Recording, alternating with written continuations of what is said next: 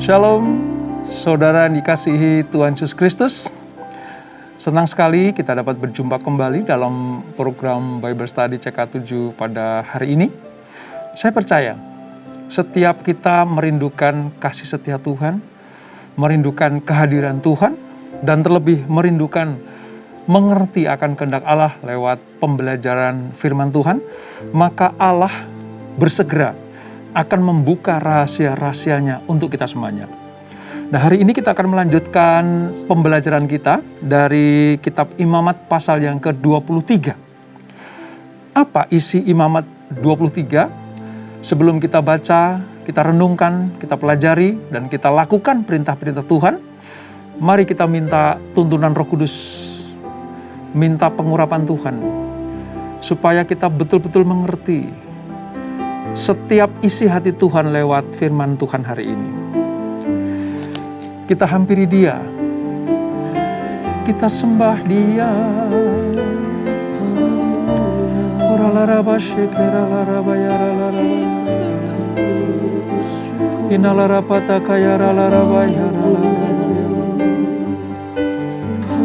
Sebab Kau Bapa yang baik, sangat baik, teramat baik, dan sungguh baik, ya Tuhanku. Kirala raba shekirala raba yarala raba laraba laraba laraba. Kau Bapa yang baik, Kau Tuhan yang baik, Kau sangat baik Tuhan. Terima kasih Bapa, terima kasih. Kau sangat ku cinta, lebih dari segalanya di dalam hidupku. Bapakku yang baik,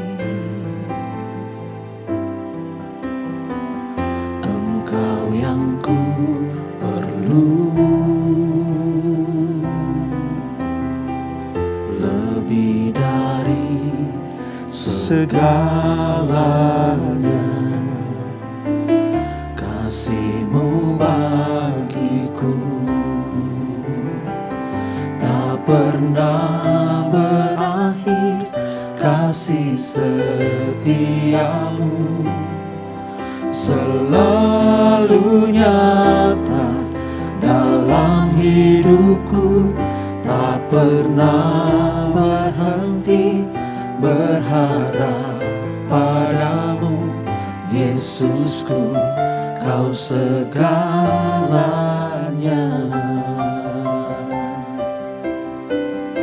Sungguh Engkau Allah yang baik bagi kami Tuhan. Bapakku yang baik, Kau sangat ku cinta, lebih dari segalanya di dalam hidupku. Bapakku yang baik, Engkau yang ku perlu, lebih dari segalanya. Kasih-Mu bagiku tak pernah berakhir, kasih setia-Mu selalu nyata dalam hidupku, tak pernah berhenti berharap padamu, Yesusku, Kau segalanya. Tak pernah berakhir, kasih setiamu selalu nyata dalam hidupku, tak pernah berhenti berharap padamu. Yesusku, Kau segalanya, tak pernah berakhir kasih setiamu,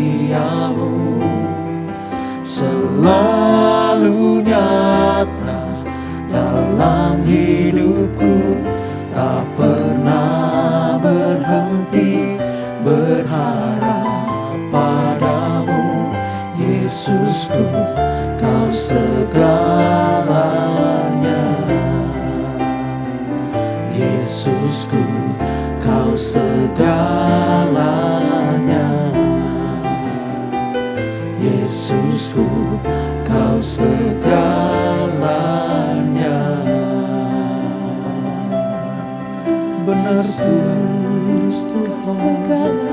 Kau segala-galanya dalam hidup kami. Ya Allah, Tuhan, ya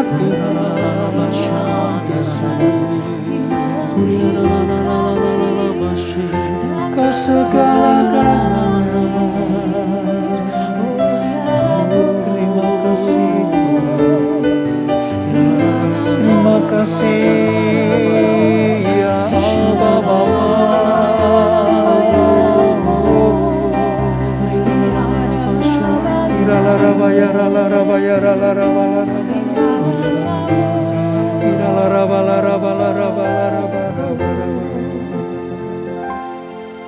mulutku penuh dengan pujian kepadamu ya Yesus Tuhan.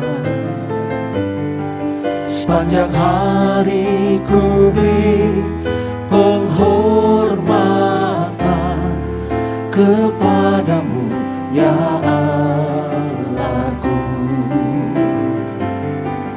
Mulutku penuh dengan pujian kepadamu ya Yesus Tuhan. Sepanjang hari ku beri penghormatan kepadamu ya Allahku.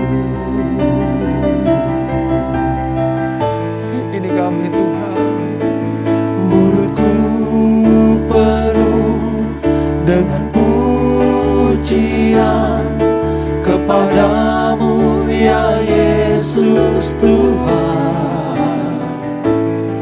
Sepanjang hari ku beri penghormatan kepadamu ya Allahku.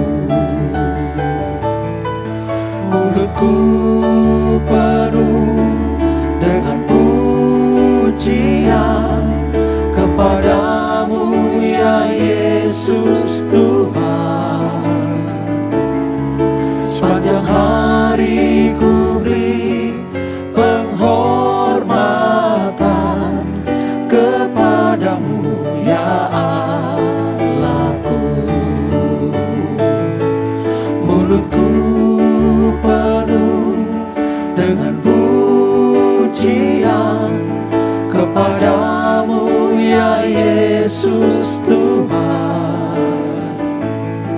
Sepanjang hari ku beri penghormatan kepadamu ya Allahku. Sepanjang hari ku beri penghormatan kepadamu ya Allahku. Sepanjang hari ku beri penghormatan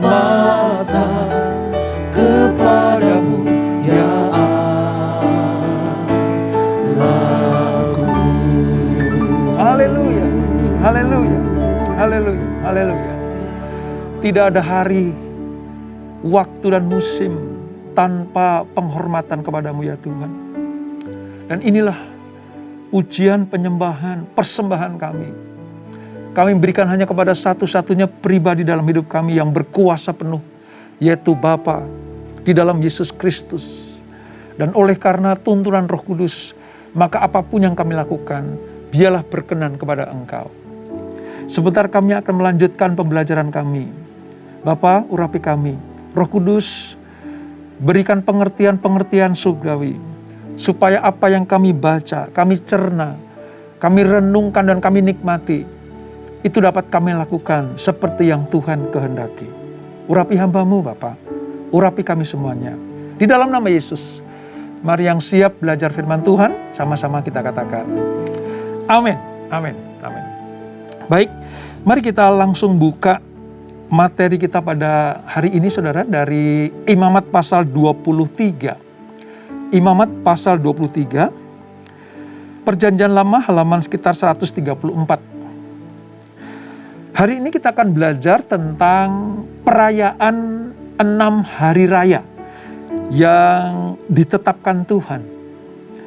Ditulis di dalam imamat, di mana harus diperingati, diperhatikan, dan dilakukan turun-temurun kepada bangsa Israel, seluruh umat, imam, dan semua bangsa yang ada bersama dengan mereka harus melakukan perayaan 6 hari raya ini. Nah, 6 hari raya itu apa saja nanti akan kita pelajari.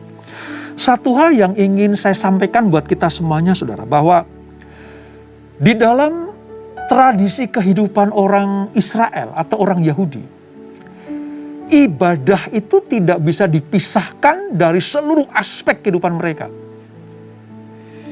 Dalam artian bahwa semua kegiatan orang Israel itu merupakan ibadah kepada Tuhan. Ini yang dimaksud.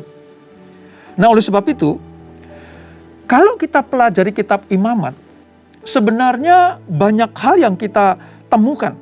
Ya, Allah memilih bangsa Israel. Orangnya harus kudus. Allah ingin bertemu dengan umatnya di kemah suci. Barang-barangnya harus kudus. Tempat kemah suci harus dilakukan atau dibuat sesuai dengan perintah Allah. Tempatnya harus kudus. Dan hari-hari rayanya, artinya waktu-waktunya juga harus kudus. Jadi orangnya harus kudus, barang-barangnya harus kudus, tempatnya harus kudus, dan waktunya atau perayaannya juga harus kudus. Saudara bisa bayangkan itu. Pengertian-pengertian seperti ini hanya dapat kita temukan kalau kita belajar kitab Imamat. Nah, kemarin kita sudah belajar tentang umat dan imam yang kudus, itu orang-orangnya. Kita sudah belajar tentang kemah suci, itu tentang tempatnya. Kita sudah belajar tentang tabut, kandil, ya. Kita belajar tentang bejana pembasuhan. Kita belajar tentang baju efod para imam, itu barang-barangnya yang kudus. Dan hari ini kita belajar tentang perayaan-perayaannya atau waktu-waktunya yang kudus itu. Kita akan membaca dari ayat 1 sampai 3, saudara. Selebihnya nanti kita akan ambil yang penting. Demikian firman Tuhan, hari-hari raya, Imamat 23.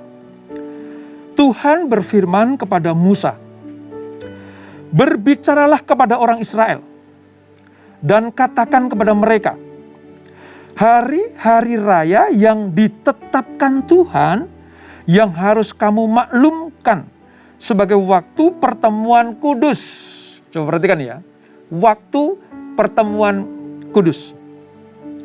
Waktu perayaan yang kutetapkan adalah yang berikut.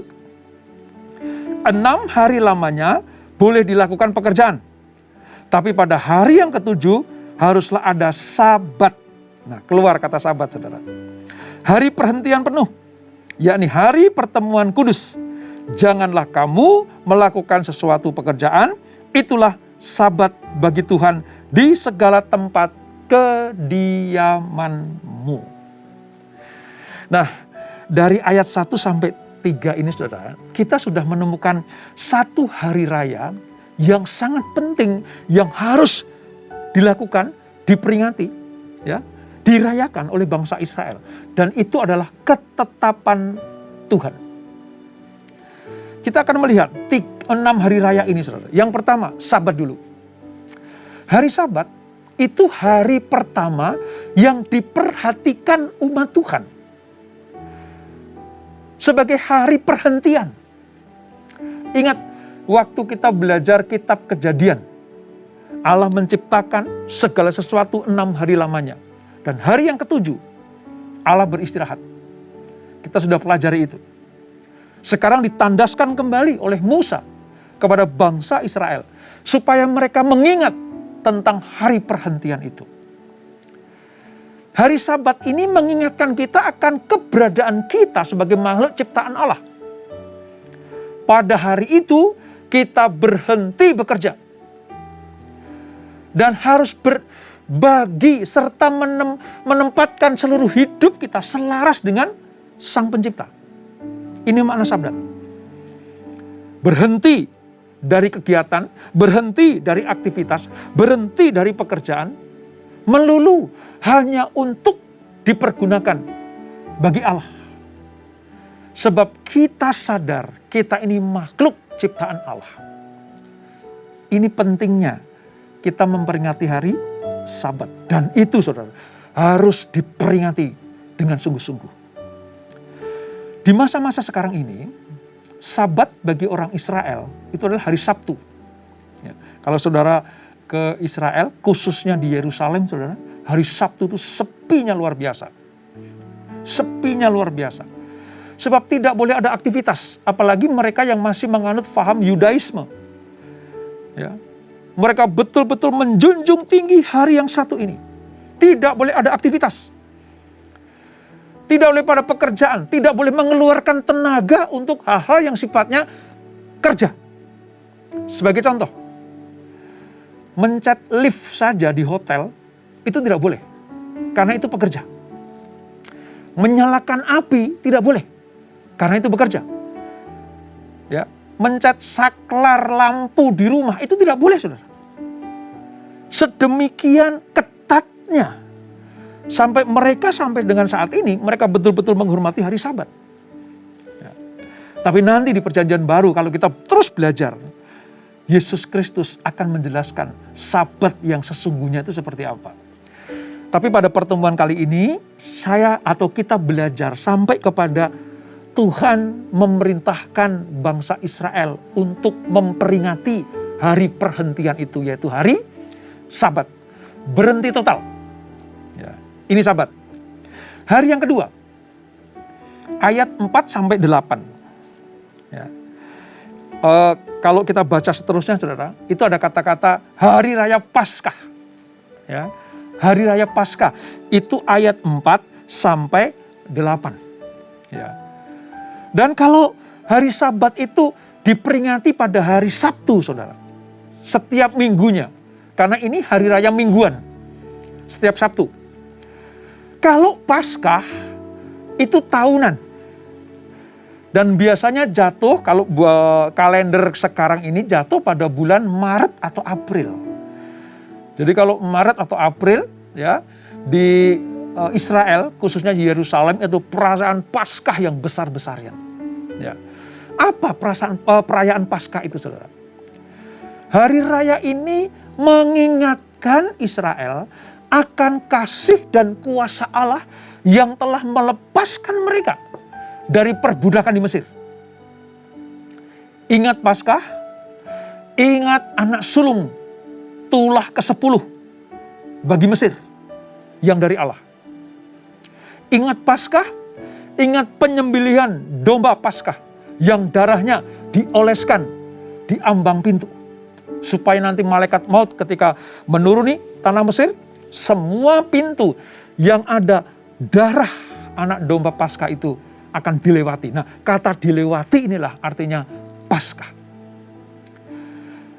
Bangsa Israel yang taat dan setia, mereka akan diselamatkan lewat darah anak domba itu. anak sulung akan diselamatkan. Tetapi kalau tidak ada darah anak domba di ambang atau jenang-jenang pintu itu, maka malaikat maut akan membinasakan semua yang sulung di rumah itu. Tuhan minta bangsa Israel taat untuk menyembelih anak domba. Bukan berarti Allah tidak bisa membedakan mana sulung Mesir dan mana sulung Israel. Allah bisa melakukannya. Tetapi Allah minta ketaatan kepada bangsa pilihan itu. Dan inilah ketika mereka dibebaskan, anak sulung mereka tidak mati, ya, ternak-ternak sulung mereka tidak mati, mereka merayakan hari raya Paskah ini. Kejadian itu terus menerus harus diingat. Dirayakan setahun sekali. Selama berapa saudara? 7 hari penuh. Dan pada perayaan Paskah itu ditandai dengan kesederhanaan. Dengan cara apa? Makan roti yang tidak beragi. Nanti pada perjalanan keagamaan atau iman bangsa Israel dari perjanjian lama ke perjanjian baru, lambang Paskah, anak domba Paskah menunjuk kepada Yesus. Dan saudara tahu, perayaan ini dirayakan besar-besaran, 7 hari penuh saudara. Mereka bersuka cita, mereka bersorak-sorai, tapi tetap dalam kesederhanaan karena harus makan roti tidak beragi. Itu setiap bulan Maret atau April di Israel dirayakan hari raya Paskah. Yang ketiga, saudara catat ya, di ayat 9 sampai 14. Ayat 9 sampai 14 nanti ketemu hari raya penuaian. Penuaian. Ini terjadi biasanya pada bulan Mei sampai Juni. Ya. Mei, Juni, habis Paskah biasanya itu langsung hari raya penuaian. Ini dirayakan sebagai tahunan, perayaan tahunan. Ya. Pada hari itu seluruh persembahan ya dipersembahkan kepada Allah dan harus ditahbiskan terlebih dahulu. Ini termasuk hari raya panen, saudara. Ya, penuaian. Jadi persembahan-persembahan yang akan diberikan kepada Allah ditahbiskan dulu oleh para imam. Itu namanya hari raya penuaian. Itu bulan Mei sampai dengan Juni. Itu yang ketiga. Yang keempat, mari kita lihat. Ini hari raya besar juga, saudara. Yaitu hari raya Pentakosta. Hari raya Pentakosta. Atau hari raya 7 minggu. Ini juga peristiwa panen besar-besaran. Ya, 7 minggu. Nah, sebenarnya arti kata Pentakosta itu ke-50. Ya, 50. Jadi 7 minggu itu kan 49 hari. Nah, setelah selesai hari ke-50, mereka merayakan hari yang besar sekali, yaitu Pentakosta. Ini di ayat 15 sampai 21. Saudara akan temukan itu.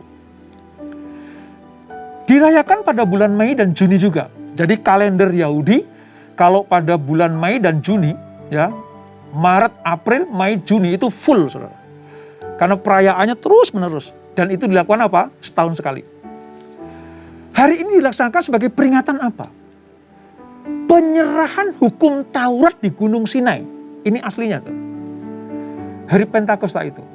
Penyerahan hukum-hukum Allah disebut hukum Taurat waktu di Gunung Sinai yang diterima oleh Musa dan diberikan kepada bangsa Israel. Dengan cara apa dirayakan? Mempersembahkan korban yang diwajibkan dan korban yang sukarela, termasuk buah sulung panen gandum. Saudara baca itu ya, dari ayat 15 sampai 21. Ya, ini Pentakosta, panen raya. Nah nanti saudara, pada perjalanannya, Pentakosta di perjanjian baru itu adalah hari turunnya Roh Kudus. Hari turunnya Roh Kudus. Sejak Yesus bangkit dari kematian, 40 hari lamanya Yesus menampakkan diri kepada para murid-muridnya. Ya, menyatakan bahwa Allah ini Allah yang hidup. Allah yang berkuasa. Yesus tidak mati tapi hidup. 40 hari. Nah setelah 40 hari selesai, saudara, Yesus naik ke surga. Sebelum Yesus naik ke surga, dia berpesan kepada para muridnya, jangan tinggalkan Yerusalem. Karena aku akan minta kepada Bapa supaya roh penolong itu diturunkan kepadamu. Sebagai penggantiku ketika aku di dunia, maka Roh Kudus akan diberikan kepada engkau. Jadi kamu tidak akan pernah sendirian. Sebab roh Allah ada dan tinggal di dalam engkau. Nah betul, setelah Yesus naik ke surga, 10 hari setelah itu, Roh Kudus dicurahkan. Jadi dari 40 hari setelah dia bangkit, ditambah 10 hari setelah dia naik ke surga, hari ke-50 turunnya Roh Kudus bertepatan dengan hari raya Pentakosta. Terjadi panen raya. Kalau pada perjanjian lama di kitab Imamat dituliskan itu panen gandum, ya, panen hasil bumi. Tetapi di perjanjian baru hari raya Pentakosta itu adalah panen jiwa-jiwa. Karena setelah para murid dipenuhi dengan Roh Kudus di loteng Yerusalem itu, mereka langsung tersebar diaspora. Untuk apa? Menjangkau jiwa-jiwa. Itu pentingnya, saudara. Jadi saya tahu sekarang bagaimana kita pelajari kitab Imamat. Nanti di perjanjian baru kita ketemu hari raya Pentakosta. Ternyata Pentakosta perjanjian lama itu panen gandum, panen hasil bumi. Tapi Pentakosta di perjanjian baru adalah hari dicurahkannya Roh Kudus. Sehingga para murid diutus pergi, jadikan semua bangsa muridku. Itu artinya panen jiwa-jiwa. Luar biasa ya saudara ya. Itu perayaan hari yang keempat.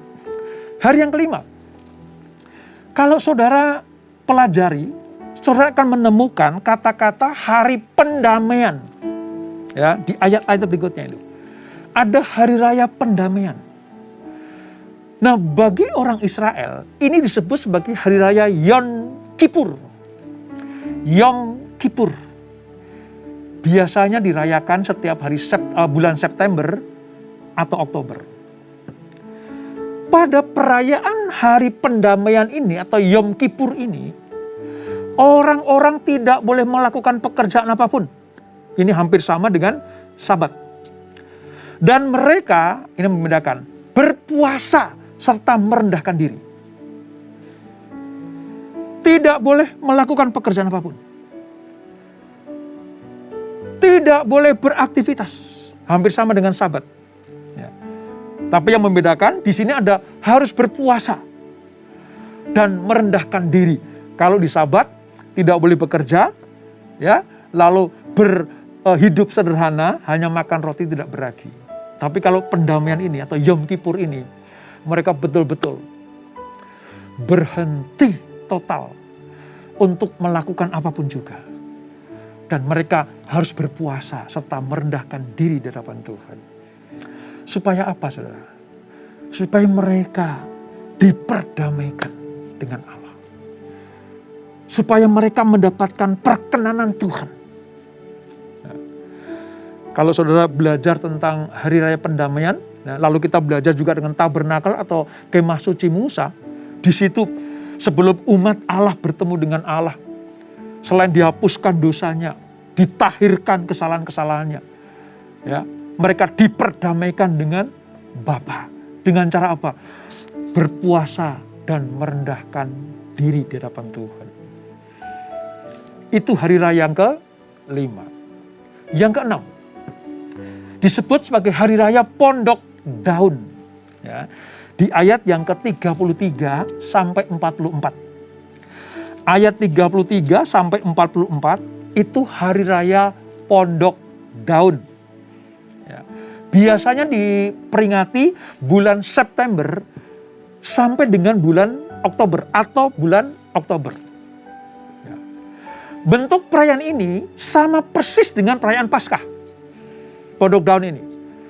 Ya, mereka merayakan dengan penuh sukacita, tapi tetap dalam kesederhanaan. Ya, saudara tahu bentuk kesederhanaannya apa? Kalau mereka orang Yahudi sekarang ini ya, masih merayakan Hari Raya Pondok Daun, sehebat apapun rumah mereka, semegah apapun istana mereka, mereka harus keluar dari rumah. Entah itu ada di belakang rumah, kebun belakang rumah, atau halaman rumah yang luas begitu. Mereka membuat pondok-pondok yang atapnya dikasih dedaunan. Disebut sebagai Hari Raya Pondok Daun. Jangan keliru ya, bukan pondok Daud, tapi pondok daun. Jadi buat pondok, atau seperti kemah-kemah kecil itu dari kayu-kayu, lalu di atasnya dikasih dedaunan. Nah, apa tujuannya saudara? Mereka supaya mengingat ketika mereka berjalan di padang gurun keluar dari Mesir pada waktu itu, Allah memelihara keluar dari perbudakan. Mereka miskin walaupun mendapatkan harta kekayaan dari orang-orang Mesir. Orang Israel diingatkan Tuhan supaya ngingat kamu tuh dulu siapa? Kamu tuh pengungsi di Mesir.